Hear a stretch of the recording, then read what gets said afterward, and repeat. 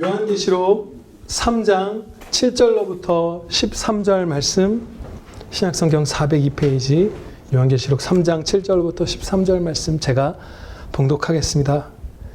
빌라델비아 교회 사자에게 편지하라. 거룩하고 진실하사 다윗의 열쇠를 가지시니 곧 열면 닫을 사람이 없고 닫으면 열 사람이 없는 그가 이르시되, 볼지어다 내가 네 앞에 열린 문을 두었으되 능히 닫을 사람이 없으리라. 내가 너의 행위를 아노니 네가 작은 능력을 가지고서도 내 말을 지키며 내 이름을 배반하지 아니하였도다. 보라, 사탄의 회당 곧 자칭 유대인이라 하나 그렇지 아니하고 거짓말하는 자들 중에서 며칠 너에게 주어 그들로 와서 네 발 앞에 절하게 하고 내가 너를 사랑하는 줄을 알게 하리라. 네가 나의 인내의 말씀을 지켰은즉 내가 또한 너를 지켜 시험의 때를 면하게 하리니 이는 장차 온 세상에 임하여 땅에 거하는 자들을 시험할 때라. 내가 속히 오리니 네가 가진 것을 굳게 잡아 아무도 너의 면류관을 빼앗지 못하게 하라. 이기는 자는 내 하나님 성전의 기둥이 되게 하리니 그가 결코 다시 나가지 아니하리라. 내가 하나님의 이름과 하나님의 성 곧 하늘에서 내 하나님께로부터 내려오는 새 예루살렘의 이름과 나의 새 이름을 그의 위에 기록하리라. 귀 있는 자는 성령이 교회들에게 하시는 말씀을 들을지어다. 아멘. 본문 말씀 요한계시록 3장 7절로부터 13절 말씀, 내 하나님 성전의 기둥이 되게 하리니 라는 주님이 하신 말로서 제목을 삼아 이 본문 말씀 선포하도록 하겠습니다.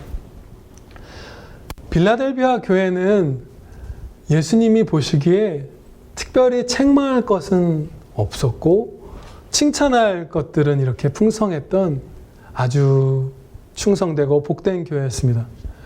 우리가 본받아야 할 그런 모범적인 교회 중에 하나죠. 예수님께서는 이 교회에 자신을 계시해 주시기를 이제 7절 말씀에서 거룩하고 진실하사 다윗의 열쇠를 가지시니 곧 열면 닫을 사람이 없고 닫으면 열 사람이 없는 그 이렇게 말씀해 주셨습니다. 이 말씀은 예수님께서는 죄악과 완전히 구별되시고 죄악뿐만이 아니라 모든 피조물과 무한한 간극으로 구별되신 거룩하신 하나님이시다 라는 뜻이 거룩하다는 말씀에 담겨 있고요. 그리고 진실하다라는 이 단어는 거짓의 반대라기보다는 이 헬라어가 그림자나 어떤 표지판이나 이런 것이 아니라 실체다. 진리 그 자체이신 분이시다. 이런 뜻이에요. 그리고 마지막 주셨던 부분의 말씀은 천국의 문을 열고 닫는 권세가 100% 예수 그리스도께 있다. 네, 이 사실을 가르쳐 주셨습니다. 이러하신 주님께서 빌라델비아 교회에 은혜를 선포하심으로써 이 메시지의 첫 부분 이제 2절 말씀을 이제 시작하십니다. 칭찬할 것이 있으셨는데 칭찬을 먼저 하시지 않고 은혜를 먼저 선포하셨어요. 그 의미를 이따가 또 살펴볼게요. 볼지어다 내가 네 앞에 열린 문을 두었을 때 능히 닫을 사람이 없으리라. 영혼 구원의 문이죠. 천국의 문, 복음을 전파하고 새롭게 예수님을 믿는 자들이 생겨나는 그 영혼 구원의 문. 이 문을 열어둔다는 표현은 성경 여러 곳에서 같은 의미로 쓰이거든요. 그 문을 빌라델비아 교회 앞에 열어주신 거예요. 복음 전파의 기회, 영혼 구원의 사역에 참여할 기회를 주신 거예요. 그래서 심지어 그들을 핍박하던 가짜 유대인들조차, 사탄의 회당에 있는 이들조차 회개하고 예수님께로 돌아오는 역사가 있을 것이다. 이렇게 뒷부분에 말씀하셨죠. 여기서 우리는 이 너무나 크고 영광된 은혜를 입은 빌라델비아 교회를 보면서 이런 것들을 생각하고 기대할 수 있습니다. 첫 번째로 작은 능력을 가지고서도 충성했던 이 교회에 더 큰 일을 맡기시는구나. 분명히 능력이 작다 너희가 그랬거든요. 뒤에 보면. 그런데 이들은 충성했고 이제 구원의 문을 이들에게 활짝 열어주시는 더 큰 영광된 임무를 이 땅에서도 부여받았습니다. 여러분들도 여러분들이 계신 곳에서 크던 작던 가진 능력이 충성하실 때 그보다 더 크게, 더 영광되게 쓰임 받으실 것이에요. 그리고 두 번째로 우리가 생각하며 기대할 수 있는 것은 지금 주신 외적 혹은 영적 형편이 연약하다 할지라도 낙심할 필요 없이 그냥 지금부터 충성하기만 하면 기쁘게 받아주신다는 것이에요. 그걸로는 미흡하다. 야, 너희 뭐 그 정도 50명이서 뭐 전도 좀 하고 이런 거 그거는 내가 받아주기는 어렵지, 이런 게 전혀 없으신 거예요. 작은 능력을 가지고서도 충성했구나. 네가 몸이 연약하냐? 그래서 집에서 겨우 한 몇십 분 기도하는 것이 너의 체력의 한계냐? 잘했다. 그렇게 해주시는 것이에요. 그래서 그것을 우리가 기대할 수 있습니다. 확신할 수 있어요. 그런데 예수님께서 먼저 은혜를 선포하셨죠. 칭찬하시기 전에. 여기서 우리가 아주 중요한 진리를 주님께서 새겨주신 것을 알 수 있습니다.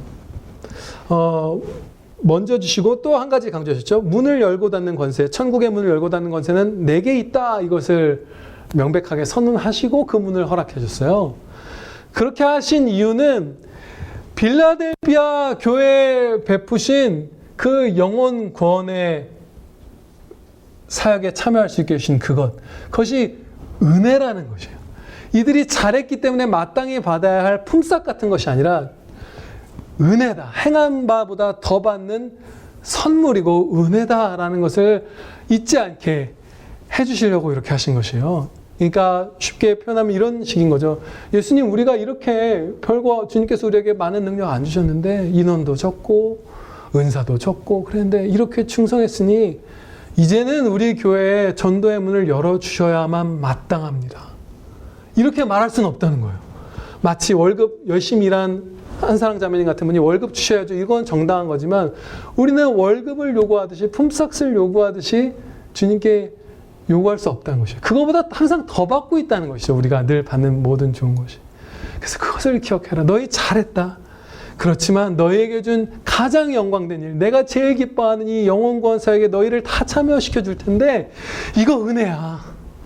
이것을 주님께서 가르쳐 주신 것입니다. 이제 이 모든 것이 은혜다라는 것이 여기서 우리가 기억해야 할 중요한 한 가지 첫 번째 진리고요. 두 번째로 하나를 우리가 더 알아야 할 것은 구원의 문을 열고 닫는 것은 오직 100% 예수님께 달렸다는 진리입니다. 이것이 어느 정도는 사람에게 달렸겠지라는 착각을 정말 많은 교회들이 해왔어요. 역사상. 오늘날에도. 그래서 심지어 성경 말씀에서 그것을 거스르는 방법을 동원해서도 많은 사람들을 예배당으로 데려오고 설교를 듣게 하면 영혼을 구원할 수 있겠지 라고 생각해서 그런 행사들, 무슨 연예인들 불러서 이상한 행사들 열고 이런 것들도 많이 했죠. 뭐 강제 개종같이 이상한 일들도 있었고 인간적인 방법으로 우리에게 구원의 문을 열 수 있는 어떤 퍼센테이지가 있기 때문에 우리가 애쓰면 구원을 이룰 수 있다라는 생각이 교회 안으로 자주 역사상 항상 침투했어요. 그래서 실제 있었던 부흥, 주님이 주셨던 부흥을 연구해서 그것을 그대로 흉내내서 우리가 부흥을 재현해 보겠다 했던 움직임도 있었어요. 그 당시 많은 성도들이 이제 미국에서 그런 일이 있었는데 교회 안으로 일단 기본적으로 사람들이 몰려왔죠. 그런데 그 당시 목사님들이 고백을 해요. 몇 년이 지난 뒤에 보니까 실제로 회심해서 교회 안에 남아있는 성도가 별로 없더라. 흉내를 내서 막 사람을 동원했지만 구원의 역사는 우리에게 달려있는 것이 아니더라. 얼만큼 전부가 예수님께 달려있는 일입니다. 그래서 우리가 할 것은 앞으로도 이 영혼구원의 소망이 너무나 많죠. 그런데 제일 기쁜 일일 거예요. 우리가 경험해 볼수록. 그런데 우리가 할 것은 예수님 말씀에 순종하고 이 은혜 주시기를 간구하며 소망하는 것 거기까지입니다. 은혜 주시기를 기도하는 것, 순종하는 것, 그것이 우리가 할 일이고 구원은 주님이 이루십니다. 예수님께서는 빌라델피아 교회를 칭찬하시면서 이렇게 말씀하셨어요. 8절 이제 중반부에 내가 너의 행위를 안다. 네가 작은 능력을 가지고서도 내 말을 지키며 내 이름을 배반하지 아니하였도다. 이렇게 말씀하셨습니다. 여기서 작은 능력, 이 능력이란 어떤 것을 의미하는 것일까요? 제가 거의 확신하건대 외적인 능력, 어떤 뭐 경제력이나 건강이나 인원이나 뭐 여러 가지가 있겠죠. 이러한 것과 영적인 능력, 어떤 성품들, 은사들, 도우심들 이런 것들, 이 모든 것을 다 아우르는 의미로서 예수님께서 이 능력이라는 단어를 사용하신 것 같아요. 왜냐하면 첫 번째로 구별을 전혀 안 하셨죠. 너희가 영적인 능력이 작지만 혹은 외적인 능력이 작지만 이런 구별하지 않고 능력 이렇게 넓게 쓰셨고, 또 우리가 성경에서 배워서 알건대 외적인 능력이 부족하든 영적인 능력이 부족하든 주님 따르는데 어려움이 더 배가 된다는 사실을 우리는 잘 알고 있습니다. 어느 것이든지 부족하면 되게 힘들어요. 우리가 예수님의 말씀을 지키지 않는 경우는 크게 두 가지로 볼 수 있어요. 배반하는 경우도 마찬가지죠. 고통이나 환난 이런 것들, 핍박이나 환난 같은 것에서 오는 그 고통에 굴복하는 것, 그렇죠? 어려운 일들 앞에 굴복해버리는 것이 한 부분이고, 또 다른 한 부분은 세상 쾌락의 유혹에 넘어지는 것이죠. 쾌락을 따라가거나 고통 앞에 굴복하거나 어떤 두려움이나 이런 두 가지 정황에서 우리가 주님을 배반하거나 주님을 안 따르잖아요. 그런데 이 두 가지 경우가 다 우리의 외적 능력이 적을 때도 이것에 굴복하기 쉽고 영적 능력이 적을 때도 굴복하기 쉽습니다. 예를 들면 교회 안에 막 영적으로 능력이 막 풍성해서 막 불타오르는 거예요, 우리 교회가.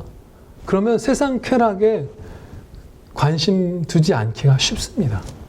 그렇죠? 막 교회 안에 막 너무 은혜가 충만해서 은사들이 막 넘쳐나고 막 그래서 우리 신앙생활에 막 주님의 임재하심을 막 절실히 느끼고 막 이럴 때 세상 쾌락에 눈을 좀 덜 들기가 수월하죠. 그리고 외적인 것을 보면 막 예배당이 맨날 침수되고 맨날 곰팡이 피고 막 이런 우리 교회를 생각하고 이 예를 생각한 건 아닌데 우리 교회도 침수 자주 되죠. 근데 감사하게도 사랑의 마음, 영적인 강함과 인원 어느 정도 이상의 인원으로 늘 항상 복구를 해내잖아요. 그런데 최근에도 우리 가락동에 있는 한 교회가 아직도 지난 작년인지 있었던 수혜를 복구를 잘 못해서 있다는 얘기를 들었어요. 이 근처 교회가. 그 교회는 그렇게 된 거예요. 그러면 그렇게 막 열악한 환경에서 침수되고 할 때 성도분들과 목회자분들 낙심하기 쉽겠죠. 외적인 조건도 우리를 지치게 하기 쉽습니다. 또 예수님의 말씀을 따르면 네가 직장을 잃을 수도 있어. 이런 상황들 많잖아요. 우리 7교회도 많이 겪었잖아요. 수아시. 그럴 때 통장에 잔고가 넉넉한 사람과 무슨 융자를 끌어안고 있는 사람 중에 누가 더 힘들지 우리는 알죠. 넉넉한 사람이 좀 더 쉬울 거예요. 그렇죠? 비교적, 상대적으로. 예수님께서는 그것을 다 헤아려 아십니다.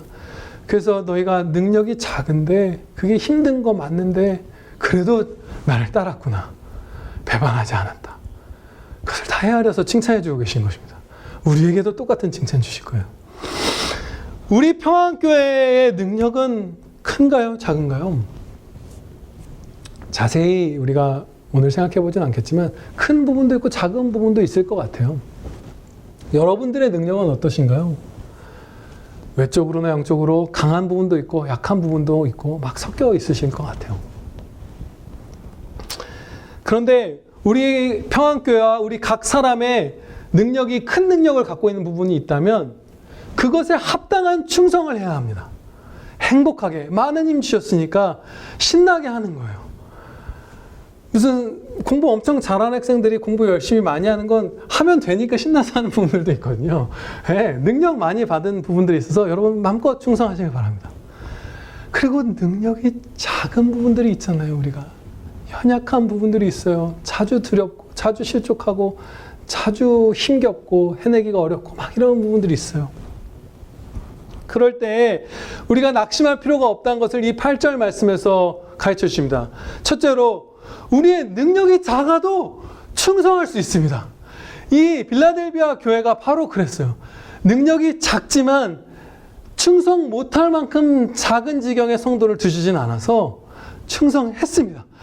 하루하루를 승리한 거예요. 행복했던 것이고 그 마귀들이 주는 사망 공포와 슬픔과 낙심에 굴복하지 않을 수 있었습니다. 그리고 두 번째는 이 작은 능력으로 한 충성이 그렇게 크지는 않잖아요. 큰 능력으로 막 10,000명 교회가 막 10억 써서 전도하고 하면 대부분 더 많은 성도들에게 복음이 전파되고 하죠. 많은 사람들에게. 근데 작은 능력으로 무언가인지 모르지만 하나님께 영광을 돌렸을 때 그 작은 걸 기쁘게 받아주셨어요. 저 과부의 2렙돈이 제일 크다 하신 주님께서는 우리가 있는 가진 걸 다 바치는 충성할 때 제일 크게 받아주세요. 예, 주님의 계수 방법이 다릅니다. 그래서 우리 아무도 낙심할 필요가 없어요. 이미 이렇게 받은 은혜 가운데서 충성했던 이 빌라델비아 교회는 은혜를 추가로 많이 받았어요. 이 빌라델비아 교회에 주시는 메시지는 전체가 다 막 상을 베풀어 주시는 메시지예요. 10절 말씀 한번 보시겠습니다.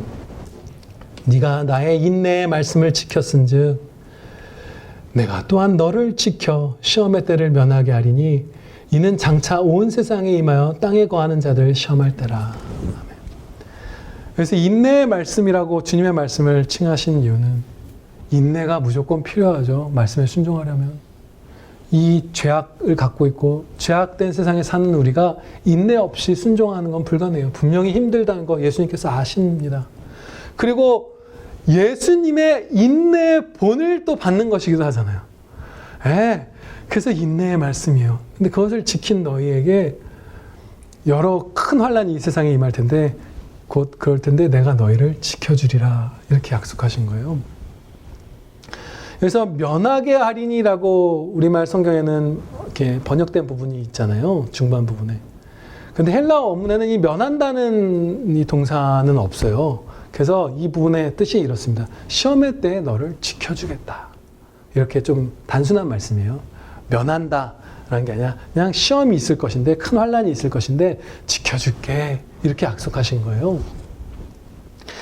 이 시험이 이 큰 환란 거의 이 지역에 다 임하는 것 같죠. 온 세상에 임할 때는 아주 넓은 지역에 그 광범위하게 오는 이 시험이 무엇인지 우리가 정확하게 규정할 수는 없지만 거의 대부분의 학자들은 이 소아시아 지역 전역에 있었던 로마 시대의 핍박을 의미하시는 것이다. 이렇게 추측을 해요.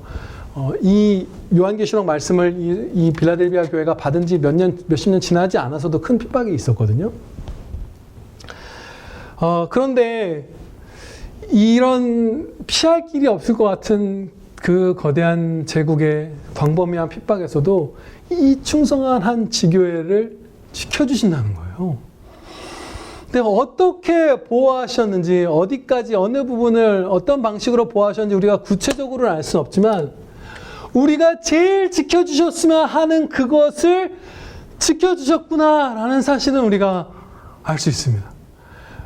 우리가 제일 보호받고 싶어하는 것은 무엇인가요? 신앙의 자유죠. 우리가 제일 보호받고 싶어하는 건 복음을 전파하고 새로 우리의 자녀들, 우리 이웃들이 예수님을 믿을 수 있게 되고 우리가 모여서 예배드릴 수 있고 이런 신앙의 자유들을 제일 소원하잖아요. 그래서 무슨 메이플라워 호를 타고 미국 신대륙으로 건너가기도 하고 이런 것이잖아요. 목숨을 걸고.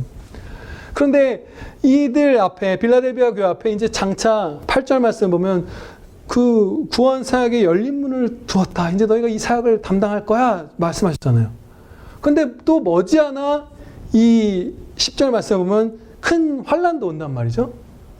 근데 아무도 이 문을 닫을 수가 없다고 하셨잖아요. 그럼 환란의 때에도 이 빌라델비아 교회에는 복음 전파, 영혼 구원의 사역의 문이 열려 있었던 것이에요.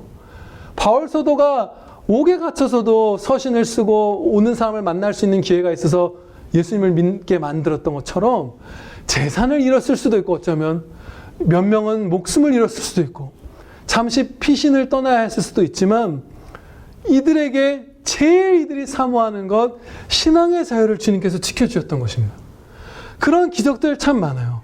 우리나라에 6.25가 있었을 때도 경건한 성도들이 그야말로 성령님께 강하게 인도하셔봐서 막 특별한 인도하신 가운데 이 대한민국으로 내려와서 신앙의 자유를 보호받고 막 이랬던 얘기들 아니면 용기 있게 순교하면서 승리자의 두각을, 영적 승리의 두각을 드러내든지 이렇게 됐던 경우가 참 많아요. 우리가 이 기대, 충성하는 자녀에게, 작은 능력이라도 충성하는 자녀에게 어떠한 피할 길 없어 보이는 환난에서도 보호하여 준다는 이 은혜 기대하면서 우리와 우리의 후손들까지도 이 빌라델비아 교회처럼 살 수 있도록 충성합시다. 예, 아멘입니다. 11절 말씀에서 예수님께서는 너희가 이제 너무 지금까지 잘해왔는데 천국 가는 날까지 계속 충성해라, 이렇게 말씀하시면서 격려로서 내가 속히 오리라, 내가 속히 오리니 이 말씀을 주셨어요. 아시는 바대로 이 빌라델비아 교회에 주신 메시지는 모든 교회에 주신 메시지이기도 하잖아요. 귀 있는 자는 성령이 교회들에게 하는 말씀을 들을지어다, 이렇게 말씀하잖아요. 우리에게도 주시는 말씀이거든요. 그렇다는 뜻은 내가 속히 오리라, 예수님께서 하신 이 말씀이 오늘 우리의 충성의 격려가 된다는 뜻이에요. 어떻게 해서 이것이 격려가 되는지 이제 좀 살펴볼게요. 예수님께서는 빌라델비아 교회 성도들이 이 땅에 살아 숨쉬는 동안에 재림하시진 않았어요. 그런데 이것이 결코 그들을 속이신 것은 아닙니다. 베드로후서 3장에 이와 관련된 말씀을 이미 주셨습니다.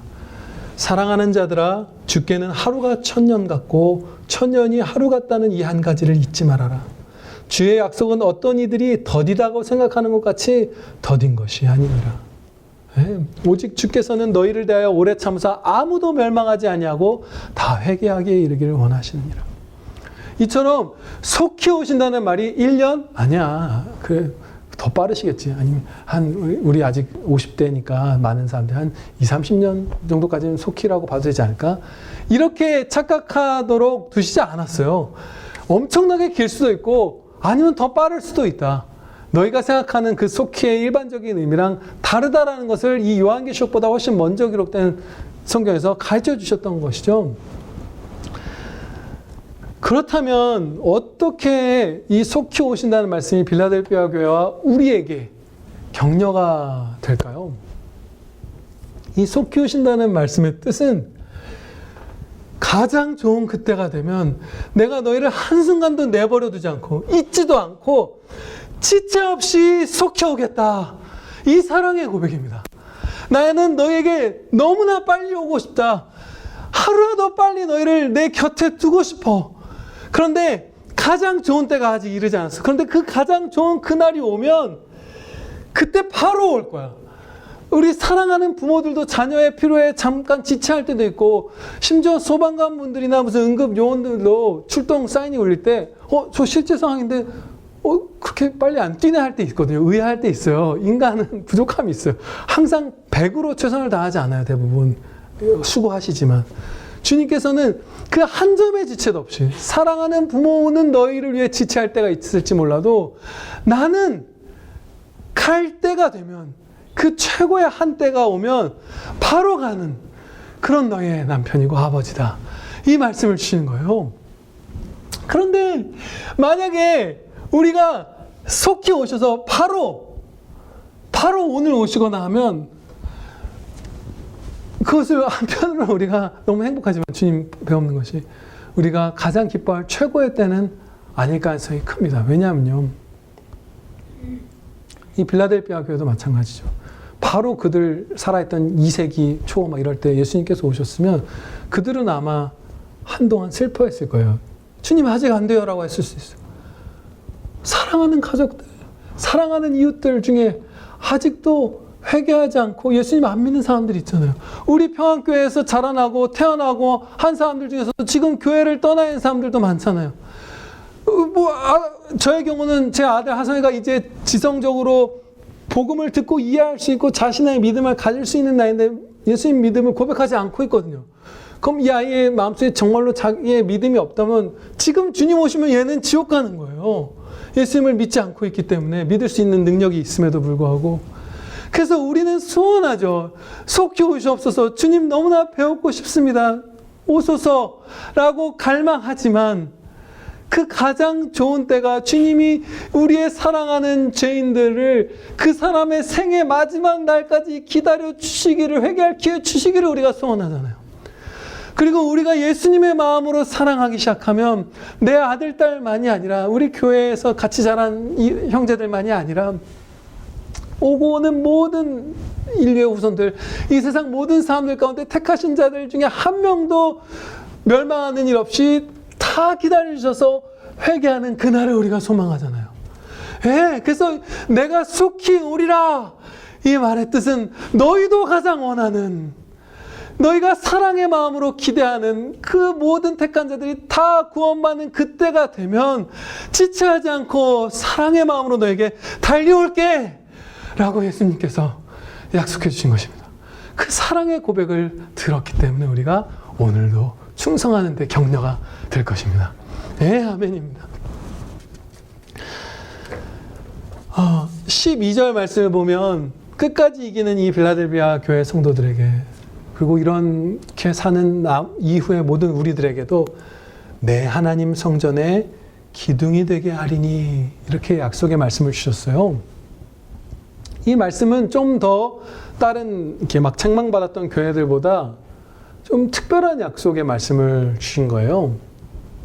기둥이라 하면 팀의 기둥, 회사의 기둥, 가문의 기둥, 국가의 기둥, 이런 것들은 어떤 그 구성원들 중에서 특별히 더 소중하고 존귀한, 더 영광된 이런 사람들을 나타낼 때 쓰는 표현이잖아요. 무엇무엇의 기둥이 된다라는 뜻은. 이 작은 능력을 가지고서도 끝까지 충성한, 이 충성된 두 렙돈을 바친 과부와 같은 이 아름다운 자녀들에게 천국에서 더 영광된 직분을 맡겨주고, 더 큰 일을 맡겨주고, 더 영광의 상을 풍성히 주겠다. 네, 그렇게 약속하신 것입니다. 그렇다고 해서 천국에서 우리가 누릴 영광이 차등이 있다고 해서 결코 천국에 어둠이 있거나 결핍이 있는 것은 아닙니다. 어떤 성도는 별처럼 빛나는데 어떤 성도는 어둠이고, 어떤 성도는 횃불인데 어떤 성도는 꺼진 심지고가 되는 것은 결단코 아니에요. 다 밝게 빛납니다. 예를 들면 다 별처럼 빛나는데 더 밝게 빛나는 별과 상대적으로 조금 덜 밝게 빛나는 별이 있는 거예요. 다 행복해요. 더 밝게 빛나는 성도를 보면서 주님의 영광을 받아서 빛나는 거죠. 홀로 빛나는 것이 아니라 스스로. 다른 덜 밝게 빛나는, 우리가 가서 사도분들이나 칼빈 목사님 같은 분들 보면서 시샘하는 게 아니라, 아, 저분의 기쁨은 내 기쁨, 우리는 하나잖아요. 이 내 이웃을 내 몸처럼 사랑하라 하셨잖아요.